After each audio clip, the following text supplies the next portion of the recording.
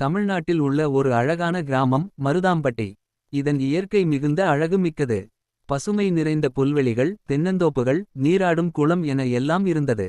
ஒருநாள் கிராமத்து தலைமை ஆசிரியர் கிருஷ்ணமூர்த்தி அவர்கள் மாணவர்களிடம் ஒரு முக்கியமான விஷயம் பேசினார்கள். நம்மிடம் இருக்கும் இயற்கை வளங்களை நாம் பாதுகாக்க வேண்டும். இல்லையெனில் எதிர்காலத்துக்கு நாம் பெரும் இழப்பை சந்திக்க வேண்டியிருக்கும். மாணவர்கள் யாரும் இதை முதலில் மிகுந்த கவனமாக எடுத்துக்கொள்ளவில்லை. ஆனால் சில நாட்களில் தொழிற்சாலைகள் அதிகமாக கட்டப்பட்டு அருகிலுள்ள காடு அழிக்கப்படத் தொடங்கியது.